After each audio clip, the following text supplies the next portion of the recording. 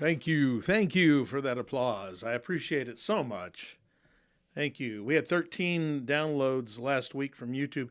We're going to have to pick it up a little bit, folks. I don't know how many listeners we have on Spotify podcast. We're going to have to look at that data somehow, or Apple podcast. But I do see that we had 13 unique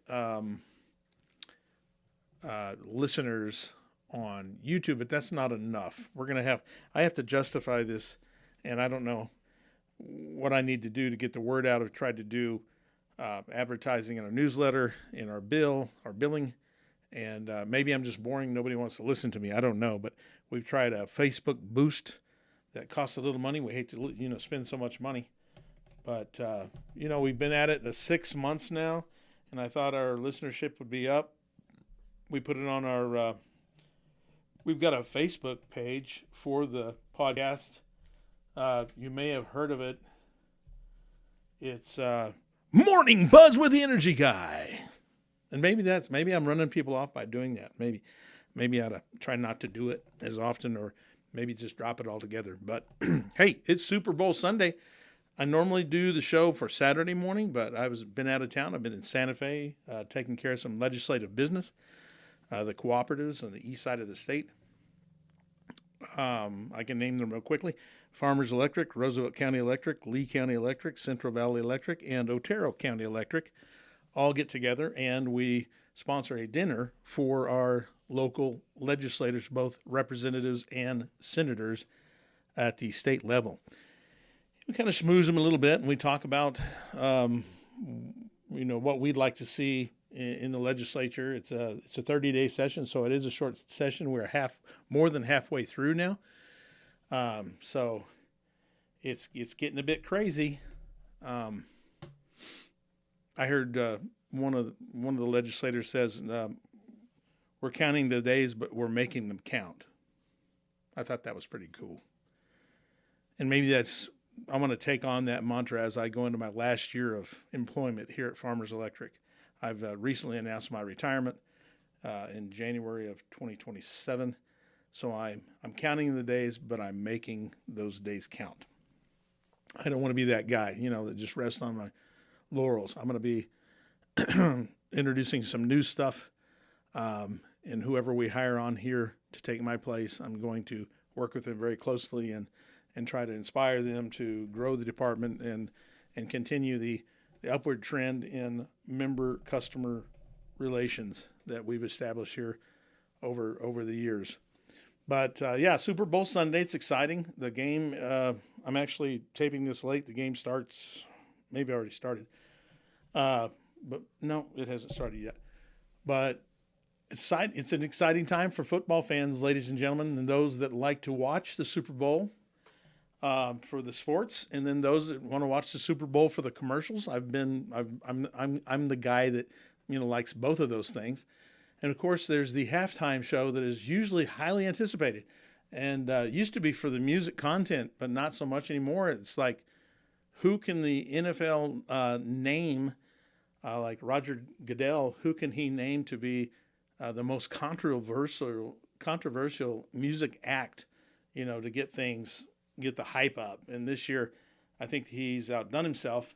And I can't even remember the name of the act. It's something like Awful Hair, as in Hare, like a rabbit. Something like that. Awful Hair. But it is there is something exciting to share, though, about the Super Bowl. New Mexico will be well represented this year in the Super Bowl. One of the players for the Seahawks, his name is Bryce Cabledew. I'll just read a really short bio. He was born September 4th, 2001, to Tyler and Brindy Cabledew. He's an American football guard for the Seattle Seahawks of the National Football League. He played college ball for the Kansas Jayhawks and was selected by the Seahawks in the 6th round of the 2025 NFL Draft. And he was born right here in Clovis, New Mexico.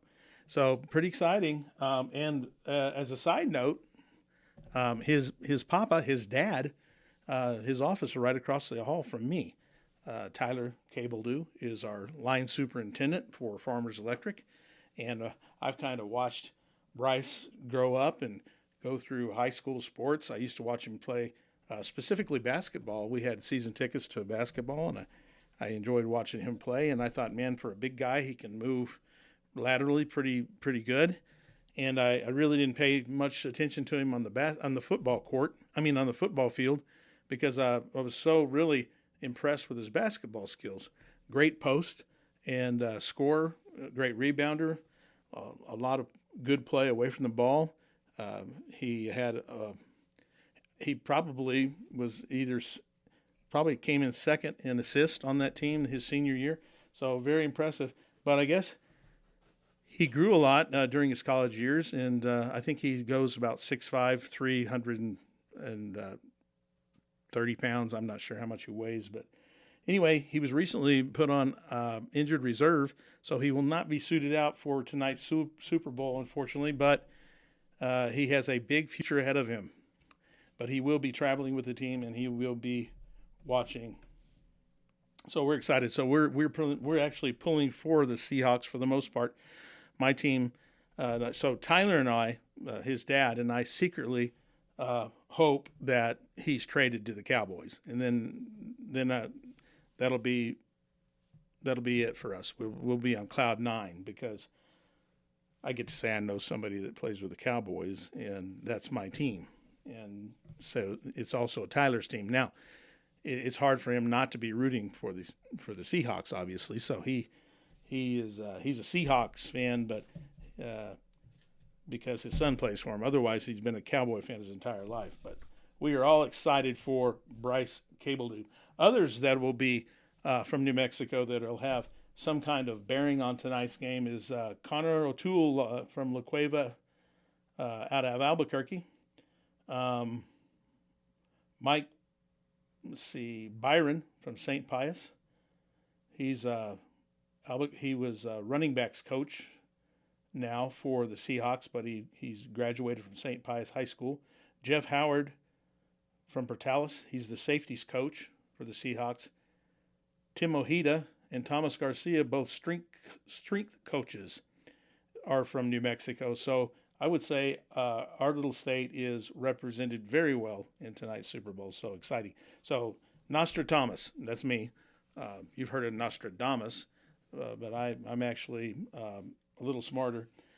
Nostradamus.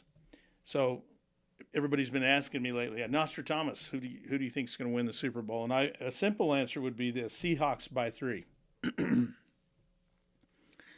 And then the score could be anything as long as they win by 3. It makes me look like a really smart guy. But I'm going to go out on a limb here. I'm going to say the Seahawks win 27, Patriots 24. This according to Nostradamus. So while in Santa Fe, got to visit with some legislators. Got to sit with Senator Pat Woods for the legislative breakfast Friday morning, and Representative Martin Zamora. And by the way, Martin Zamora will be running for United States Congress from New Mexico. So we all want to think about donating to his conservative platform. He is a great guy, and he is local. He's from Clovis. Anyway, they were at our table, and we talked about legislation. And, of course, they both got up and spoke for a minute. Two things that were really heavy on their mind. First of all, Senator Pat Woods has been trying to pass I don't know that it made it out of committee. I know the governor gave him some support and reached out to him, but it's wildfire mitigation limitations. In other words, sometimes electric companies are implicated in wildfires. Weather attributes to that, and it's something that happens particularly when beyond our control. And Pat Woods is trying to pass legislation that would put a cap on the liability for electric utilities, particularly cooperatives. So you're seeing these pay out millions and millions and millions of dollars, and you could bankrupt a cooperative pretty quickly with those type of payouts and punitive damages. But so they're trying to put some kind of limitation, and the trial attorneys obviously aren't too thrilled with it, so they've been fighting it tooth and nail. But let's hope, if not this session, perhaps next session, that Senator Woods gets that passed. And by the way, Senator Woods, Pat Woods, he knows a lot about the industry. He sat on our board for probably 30 years here at Farmers Electric, so he's well versed in what it takes to run an electric utility, particularly in eastern New Mexico. But two bills that they are still really concerned about, and one of them is called Clear Horizons Act, and is to protect New Mexico families from rising costs. Doesn't that sound nice? New Horizons. It sounds like a spa. But who'd be against it? If you don't read the fine print in these proposed bills or legislation, that's what a lot of these, I believe in my heart that's what they just read the title. Oh, Clear Horizons, an act to protect New Mexico families from rising cost. Man, who wouldn't be for that? Let's dig a little deeper. Senate Bill 18 represents an arguably unattainable environmental initiative, that would mandate zero emissions nearly statewide by the year 2050. This bill purports to merely codify Governor Michelle Lujan Grisham's 2019 executive order to address climate change and energy waste prevention. But sadly, it will forcibly drive our state's vital industries out, and it will pause future economic development. This legislation, if signed into law, mandates a complete reduction of all emissions from our state's industries, local governments, private companies, public utilities, and private citizens. This is an impossible task and highlights the absurdity of the radical green agenda that has a chokehold on the New Mexico legislature. Ladies and gentlemen, I would urge you to reach out to your senators and your representatives and tell them you oppose Senate Bill 18, the Clear Horizons Act. As good as it sounds, it will be awful for the state. Second, this one sounds pretty good too. On the surface, Stop Illegal Gun Trade, an Extremely Dangerous Weapons Act. Stop illegal gun trade. Okay. Well, that sounds pretty good. Illegal gun trade. Doesn't sound so bad on the surface. Let's dig in a little bit on this one. Senate Bill 17 would unconstitutionally strip law-abiding New Mexicans of their Second Amendment rights by banning common gas-operated semi-automatic firearms, 50 caliber rifles, and magazines holding more than 10 rounds under the guise of labeling them as extremely dangerous weapons. The bill further targets the firearm industry by imposing excessive and costly bureaucratic mandates on local firearm dealers, including invasive site hardening security requirements and unrealistic 24-hour response deadlines for law enforcement trace requests.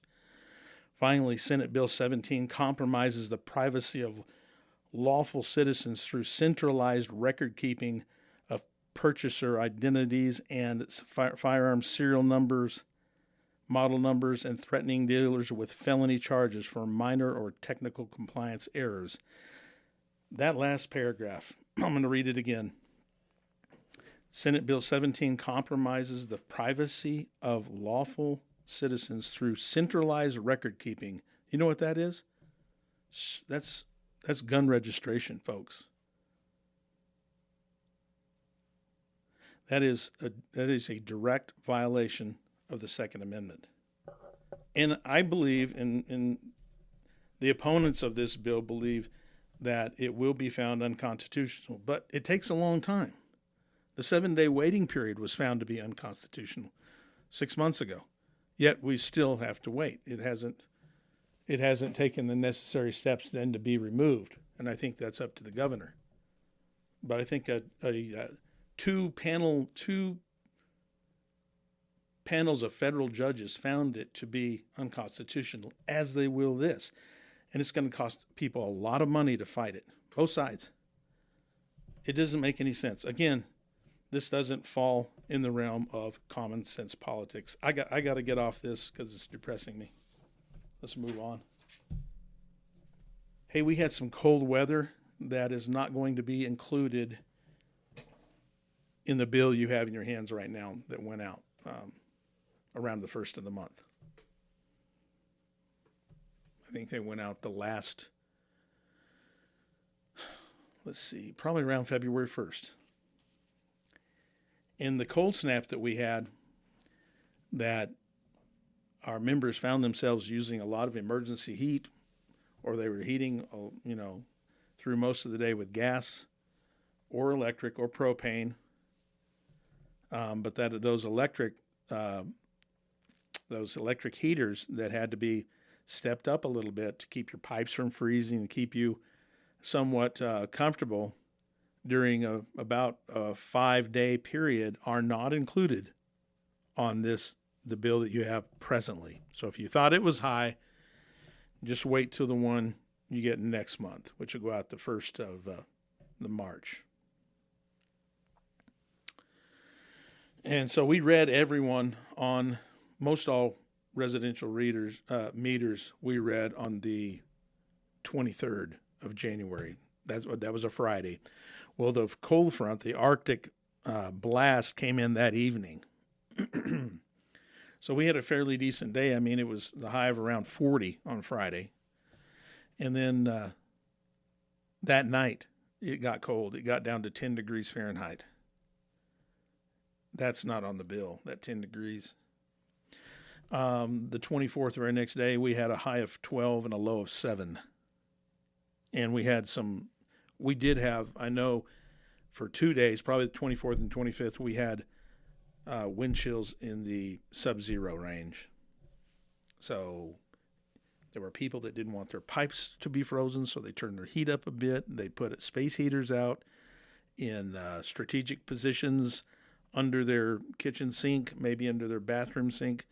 People were trying to bundle up as much as they could and dress in layers and that sort of thing. But unfortunately, those Arctic blasts that we're not really used to around here do take their toll. The 25th, we had a high of 27 and a low of 6.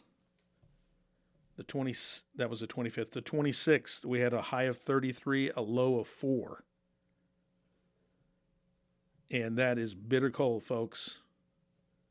On the 27th, it was balmy. Had a high of 51 and a balmy low of 18 degrees. And then, of course, since then, it's gradually warmed up a bit. It's beautiful out there right now. I think we're expecting a high today of 70. Not much wind.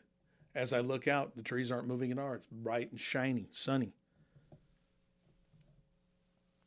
Colder months often bring higher energy bills for homeowners.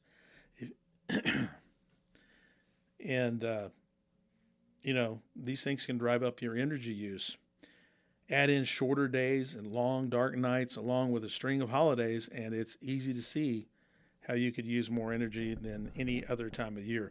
Now, I used this for a show earlier, so I already had it really handy, but it's a number of steps that you can take, especially being really self-conscious now about how you finish out the rest of this billing period. So here it is, the 8th, and you have through the 22nd,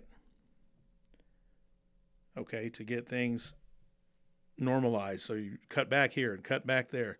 One time I got a ticket. I was going on a second honeymoon with my wife, driving to Dallas, and I'll never forget this. I got pulled over in a small town in Texas outside of Dallas, and I got a speeding ticket. I was doing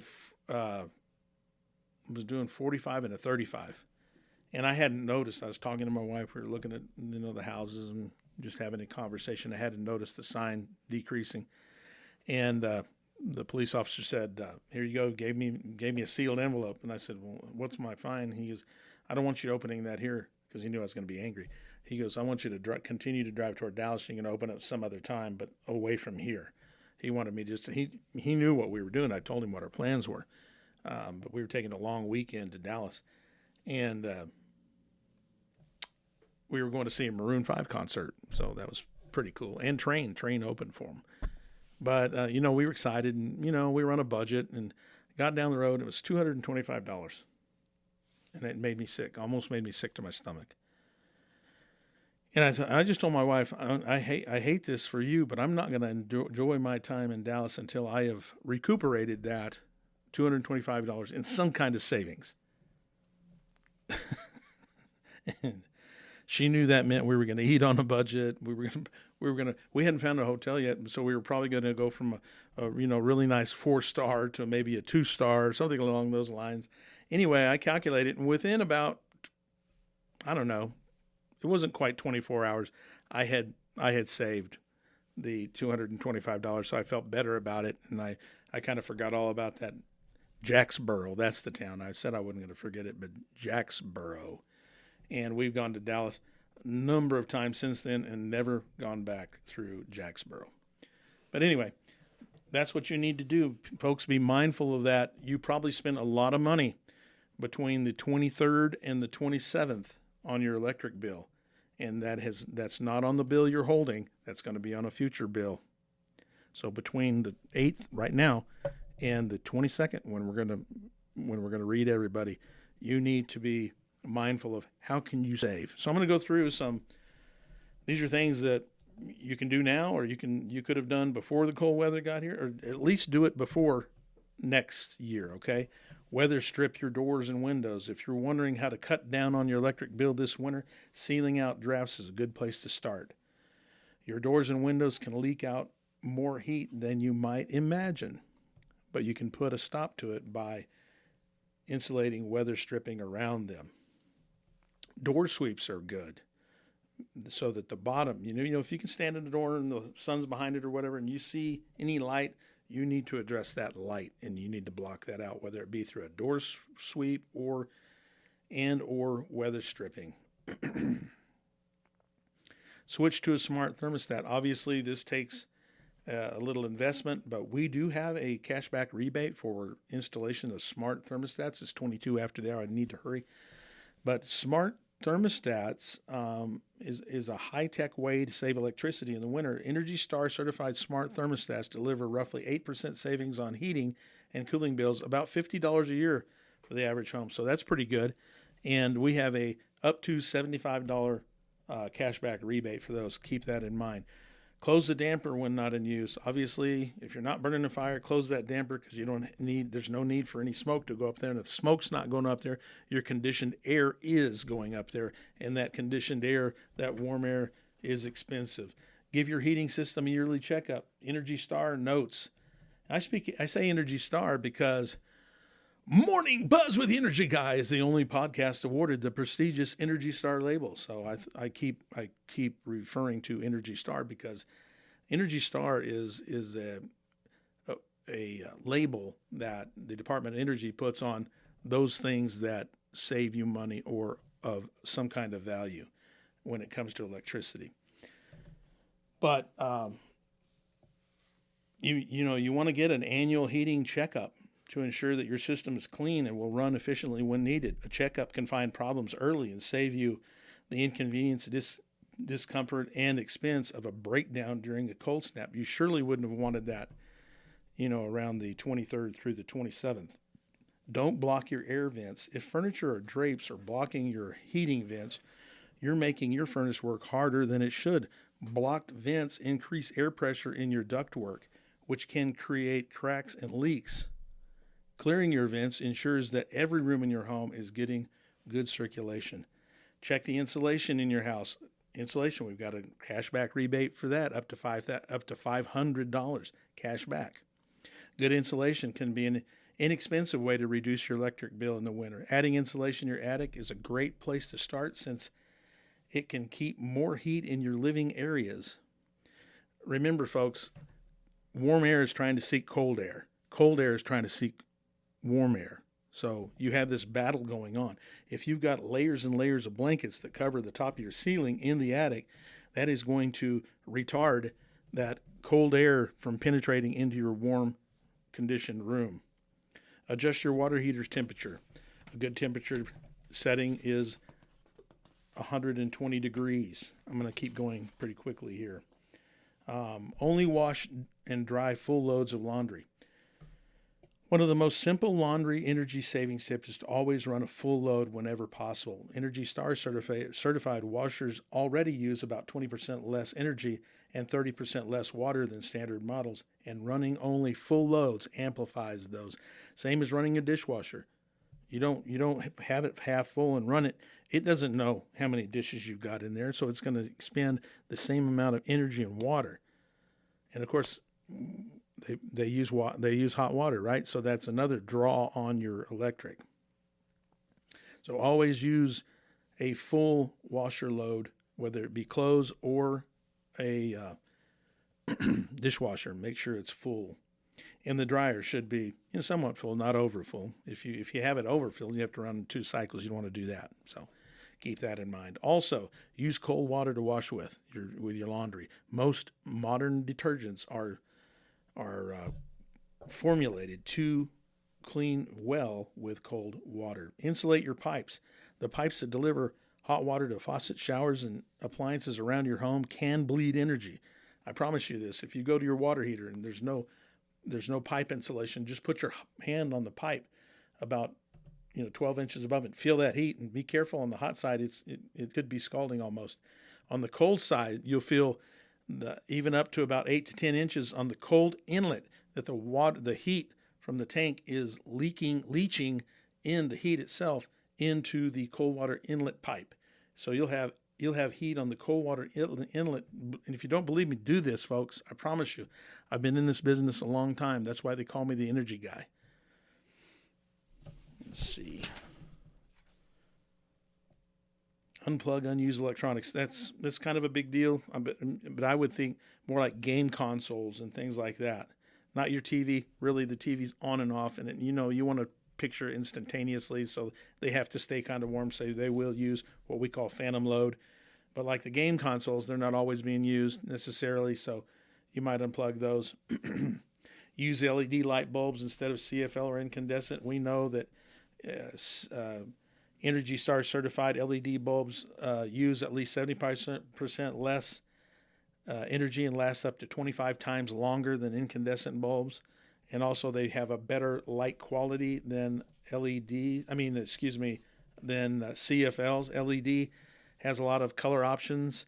You can have cool temperatures, which are in the high Kelvin range, 4,000 to 5,000 degrees Kelvin.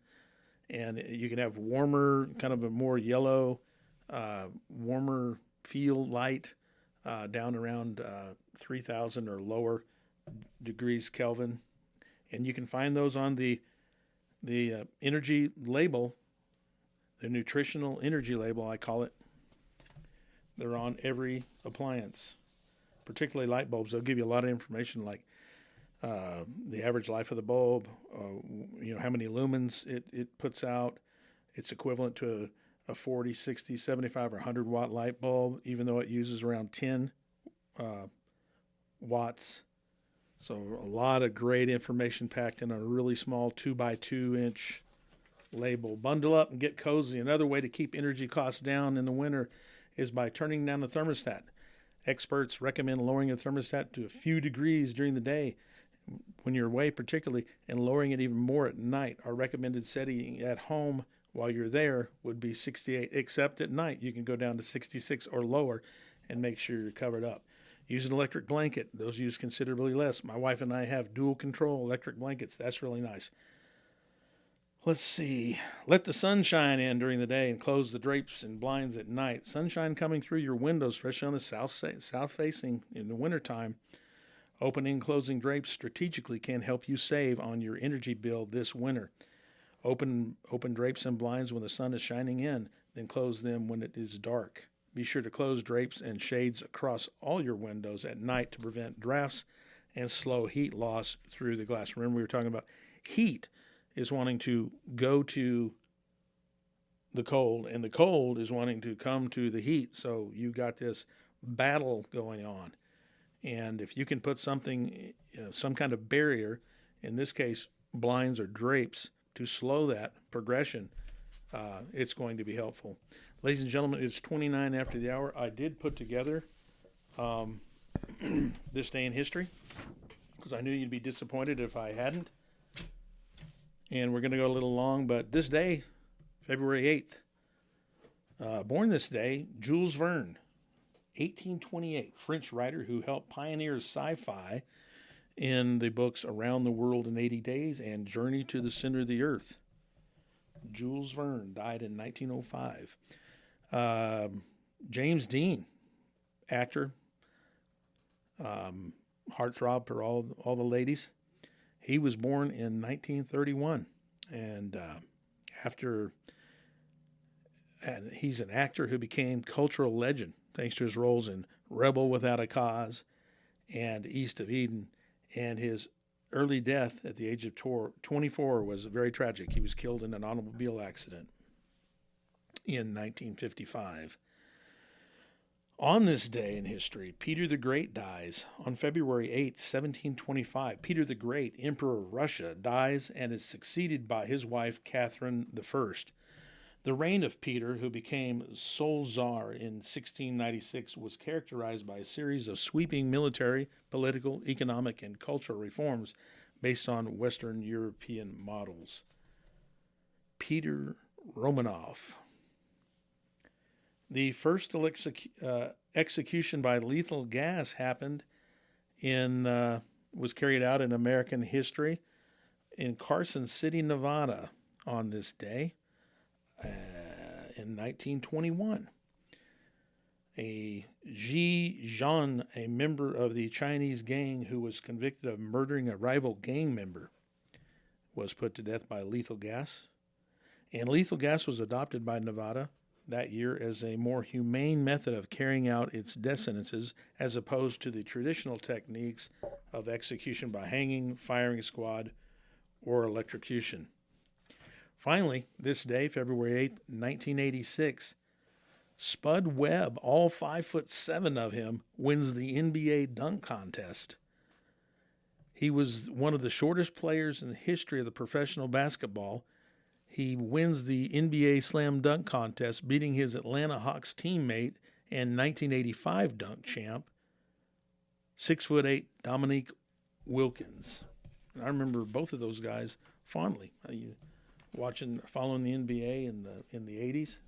I was a second year in college in 1986, and Spud Webb gave me hope that someday I might dunk, because I was a young man of 20 or 21, and I thought that I could touch the rim, but that's about as much as I could. There was one goal that was slightly down about, 5 degrees, maybe 10 degrees at the high school on the side at Clovis High School, and I could palm a volleyball, and I could dunk that. So I did have some hops. I'm not 5'7". I'm taller than that, but still, it was always my dream to dunk. And unfortunately, the only thing I've ever dunked is like a donut in my coffee. But hey, that's pretty good. I appreciate you guys, and I will see you next time on Morning Buzz with the Energy Guy.